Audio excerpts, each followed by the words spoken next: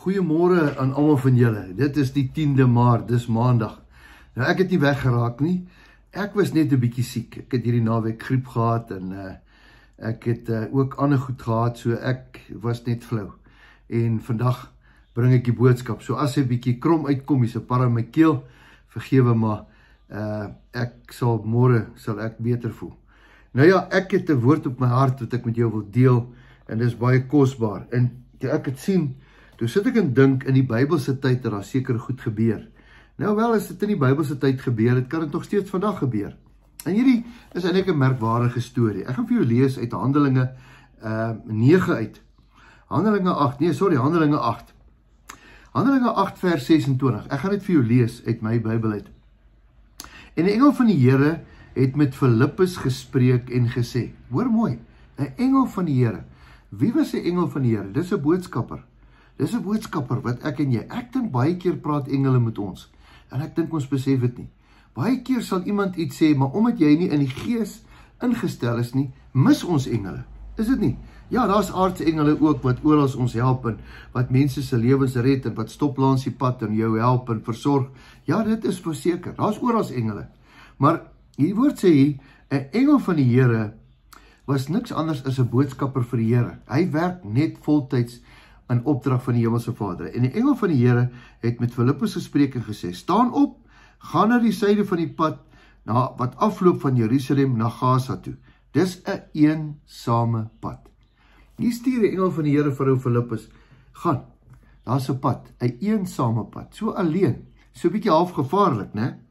Toe het hy opgestaan en gegaan, en daar was 'n man van Ethiopië, 'n hofdienaar, 'n staatsamptenaar van Candace, die koningin van Ethiopiërs, wat oor haar skatte was. Hy was oor haar skatte, en na Jerusalem toe gekom het om te kan aanbid. So hierdie man was 'n goeie ou. Hy was aangestel deur die koningin om na al haar goeders te kyk. En nou gaan hy Jerusalem toe om te kom aanbid. En hy was op sy terugreis en hy het op 'n wa gesit en die profeet Jesaja gelees. Nou hier's 'n ou wat 'n goeie ou is. Nou lees hy Jesaja. En Filippus het daarin gehardloop en van die profeet oor Jesaja hoor lees, en hy sê, verstaan u wel wat jy lees? En hierdie man antwoord, hoe kan ek tog verstaan as niemand my die weg wys nie? Toe vra hy Filippus om asseblief op te klim en by hom te kom sit. Hier kom Filippus, kom sit op, praat met my, sê vir my, gee vir my, ek verstaan nie. En die gedeelte van die skrif wat hy besig was om te lees was, soos 'n skaap is hy gelei om geslag te word. Hier lees hierdie ou van Jesus. Die profesie van Jesaja het Jesus mos voorspel.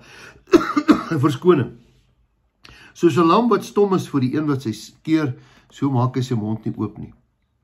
En in sy vernedering is sy oordeel weggeneem, en wie sal sy geslag beskrywe, want die lewe word van die aarde af weggeneem. En die hofdienaar antwoord en sê vir Filippus, ek bid u, van wie sê die profeet dit, van homself of van iemand anders?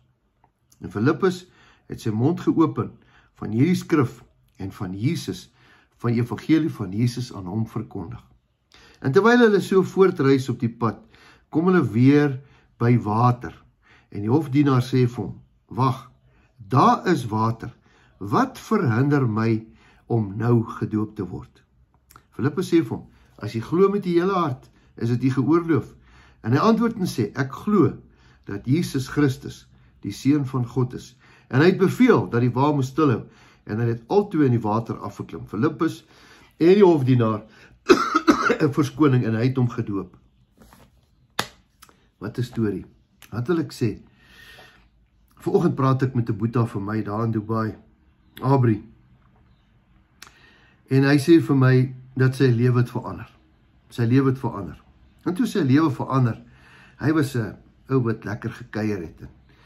En toe het ander ouens hom dopgehou, en sy lewe het ook verander. Toe sê ek vir Abri, jy weet, ek dink die grootste ding in 'n ou se lewe, is nie die skatte wat jy op die aarde los, wat baie mooi lyk in die geboue, en die huise, en die goed nie. Maar dis die siele wat jy saam met jou vat. En hy sê vir my, dat daar's 'n hele paar ouens, wat nou saam met hom die Here dien. En ek het vir hom gesê, hoe wonderlik is dit nie? Ek wil vandag vir jou vra. Onthou jy daai storie van moet ek gaan met leë hande? Wat vat jy saam hemel toe? Gaan jy alleen? Is dit jy alleen? Of kom ons begin by ons kinders.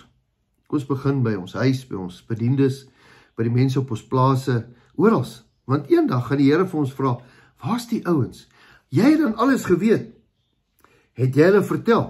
Hulle het miskien nie verstaan nie. Ek bedoel, het die mense daar op jou plaas, het hulle almal Bybels? Het jou bediendes, het hulle Bybels? Het jy hulle al vertel?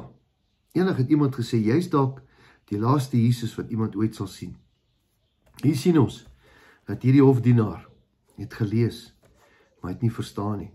En my en jou werk is, omdat ons verstaan, moet ons die lewe vir hulle wys en ons moet aan hulle verduidelik, dat hy eintlik by 'n plek gekom het, sê luister, nie 'n tree verder nie. Ek gaan in daai dam gaan ek inspring en ek gaan gedoop word. Wat 'n storie. Ek wil vandag vir jou bid. Here, baie dankie vir hierdie stuk. Dankie vir u liefde, dankie vir die omgee. Here, help ons om elke dag met mense te praat, iemand raak te leef vandag, dat dit 'n verskil maak daar buite. Ek loof en prys u naam. Amen. Mag jy 'n baie geseënde dag hê en onthou jou beste lê nog steeds voor. Totsiens, tot 'n volgende keer.